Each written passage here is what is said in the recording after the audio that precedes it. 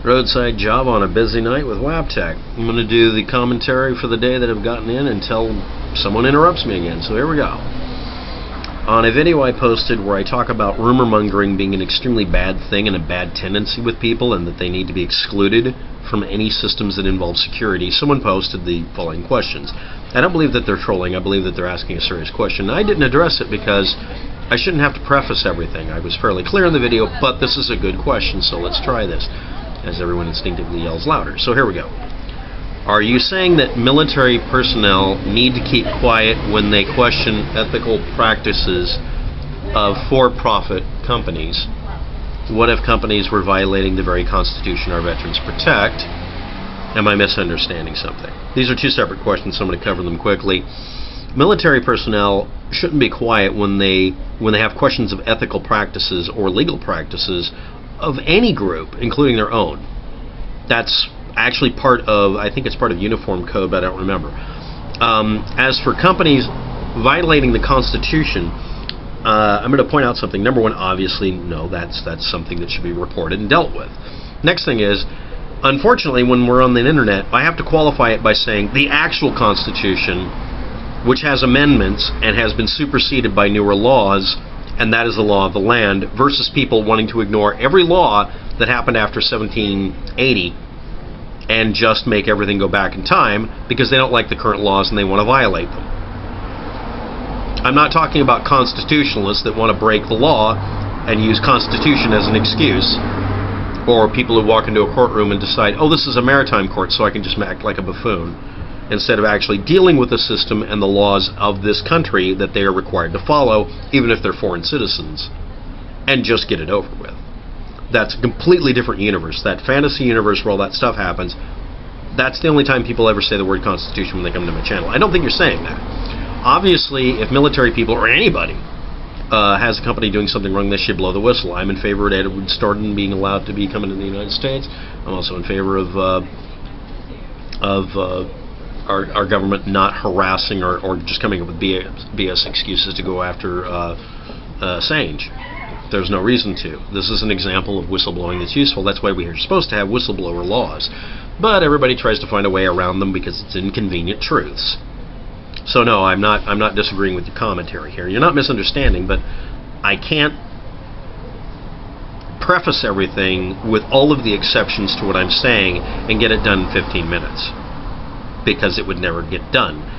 Unfortunately, I'm not accusing anybody of this, but a lot of other people come to my channel saying, well, I want you to cover all these little piddly points. I've got one person spamming my channel for like the last week with just, it's nothing but a gish gallop of little details. It's like, none of that will ever post. I'm collecting all of them, and I will then dismantle it and deconstruct it, and then write a video response that explains each point, knocks them down, or explains where they come from and why they're misquoted, because that's what I'm seeing mostly.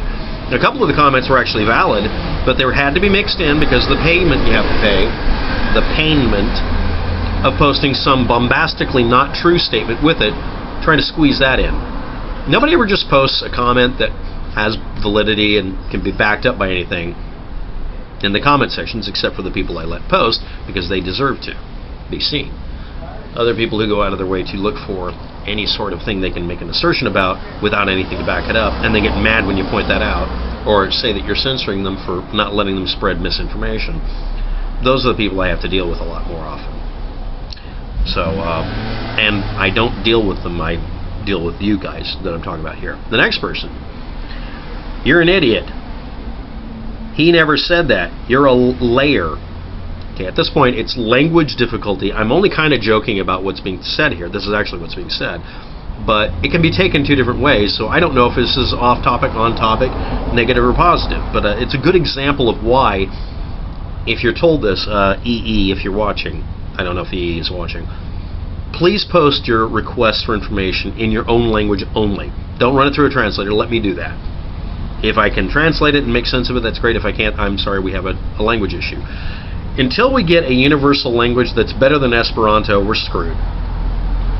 Anyway, I'm going to read this, translating it, cleaning it up for English as best I can. I'm going to leave it down below in the description, because maybe it would be useful that way. Waiting for this idiot. you're an idiot. Oil sprayer. I do love them, but they're damn obnoxious. But anyway, he said that in view of such and such person, if you read his ideas, that mathematics is from the devil. Religion never makes science. I can't interpret that any better than that, so that's what it means. Such and such person was a Muslim fanatic. He was not a skeptic. He said that all Greek and other cultural knowledge, if not in the Quran, is wrong. Islam destroyed a lot of knowledge. One of the biggest libraries in India was completely destroyed by Muslims. You're an idiot. Or I'm agreeing with you entirely and we have a language issue. This is a perfect example of how inadequate language is on the internet, especially.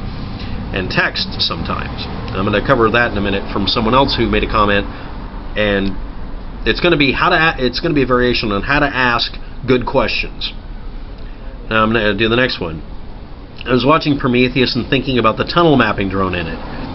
I work at a hospital central plant, and we've got all this existing piping. We have to physically measure the stuff and physically draw out this in AutoCAD. Do you know of any technology like that? Now, the reason I'm putting this into the semi-sweet Java here is that's a very good question. I don't know the answer because it's now a burgeoning technology of making drones or even just robots that roll along be able to map things like Google Maps does.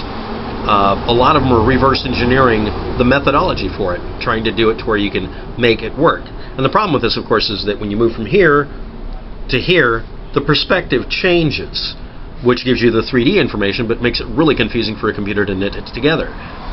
And I've sat down and imaged an entire section of this road here. I was making a map of the city of Portland in a game engine. Almost finished it too, but then it crashed. It kept crashing. But I used images like that to make a 3D map by using the images to create the 3D map. And you can do that automatically. But the best design, if you're looking for it, is the one that's a little crasher ball on a gimbal version. It's a drone that flies through anything and maps it as best it can. Mostly it's used for fire and rescue, but it can be used for that. But I don't have the answer, but it's a very good question. And I'd love to go research it, but that would be one of those things where I'll spend 6 months researching it and having a lot of fun and actually produce no video. So, I'm sorry. Now I'm going to bring up the next quasi-question that was confusing. It was most likely meant to be a nice thing to say or a request, but I don't know. Effective communication. Someone sent me a message, and if you're watching, this is going to be your response if you didn't pick up the message I sent back.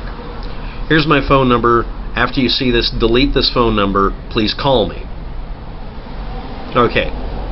This is a lot like someone sending you an email saying call me, or calling you on the phone and saying email me.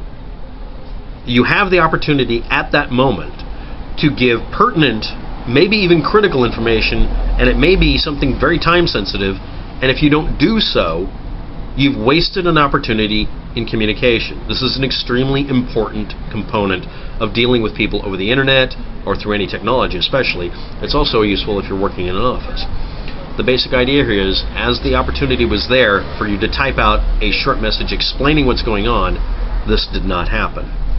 And this was on a video about baby squirrels. Now, this is a totally off subject, but it's a long story. It's a really long, stupid story. But I ended up getting into knowing about this stuff, knowing how to take care of one specific wild animal, which is just a waste of time. But I know about how to do it, and I've learned a lot. And they're cute. Okay. But when someone sends, a message, hey, call me on the phone, with no context, the usual thing is that's a lot like getting a telegram. It's always bad news, and that's an ineffective way to communicate. Instead of typing out, I found a baby squirrel and it's dying, or I found a baby squirrel that seems fine, what do? I get a message, call me. I don't own a phone for a very simple reason. I don't use them very often because I'm an internet-based creature. I'll borrow a phone and call people, and I might do that today, but the thing is that you had the opportunity to leave a message that would be informative and give me an idea what's going on. It could be somebody simply saying, hey, I want to be friends, or it could be somebody saying, I have a really critical thing I need to fix. If it's time-based, why not just leave the pertinent information immediately? This is like calling someone on the phone, getting their answering machine, and telling them to call you, and then you play phone tag for 3 days when you could have just told them, hey, I got the package. That would at least help. I'm not trying to be critical of the person, but This is frustrating. It's a pet peeve. I've actually, been the admin at companies and also run a company a couple of times, and I explain to people, if you do this, you're in danger of being fired because you're literally causing a delay time that shouldn't happen. If you can't communicate the information, that's one thing, but if you can, do so immediately. And when I explained it that way, fired, they generally changed their behavior and made it to where there were a lot less hiccups or stepping on toes or just things that went wrong because no one fixed it in time. If it's time critical, immediately communicate in any way you can. Now, why is this a subject for the semi-sweet Java for the day? Number one, obviously, it's frustrating me, obviously. Number two, this is also something people do to draw you out, especially at a business, to just waste your time. Well, I communicated. And then you say, well, Mr. Hoi Polloi, you did communicate, hypothetically. But then again, sort of like Microsoft Corporation telling you something completely factual and totally unrelated to what you've asked them, it's a time waster, and it seems that you're doing it on purpose. See also the entire ad nauseum status of every part of Google's help forums, where people will post completely factual and true statements that have nothing to do with the problem. Well, did you do a defrag? We're talking about my cell phone. It doesn't defrag. Did you defrag? Same thing on every help forum that rewards people. See also YouTube Heroes. It has other names, apparently, I found out. I might do a video on that separately again. But you get Me Too's that do that. So that's the actual origin for this frustration. That and dealing with borderline sociopaths at job sites that wanted to try to, well, I have a perfect case here. I communicated with them, and then I point out you've deliberately avoided communicating any useful information to make it look like you're doing busy work here, and everybody sees it, and no one's being fooled. Please stop this. And even then, in that person's case, who was fired because he ended up being the mole from another company, yeah, that actually happens, industrial espionage. He just kept playing people along and pulling them along. Now, why am I bringing this up? Pure frustration of dealing with the corporate world. That gives everybody a hint why I'm not working for corporate, that and the fact that I can't get a job with corporate anymore. But that level of communication error, or a person simply saying, call me, and leaving it on your phone or an email instead of just communicating, is a lot like the frustration with EE here, saying these things, and maybe not understanding me, and maybe getting frustrated on his end, and me getting frustrated as well. Frustration, like fear, ignorance, and anger, gets in the way of doing anything rational. And it's kind of the most miserably sad thing to cause conflict. See also misinterpreting people's intentions on the internet, and maybe our role in certain countries right now. See also your interactions with family members from, over a distance. Just saying. That's why I call it lukewarm Java or semi-sweet Java, when things get a little amiss and can get worse. It's one of the reasons I do these videos. Thanks for watching. Have a good day. Good luck with all that, and take care of each other.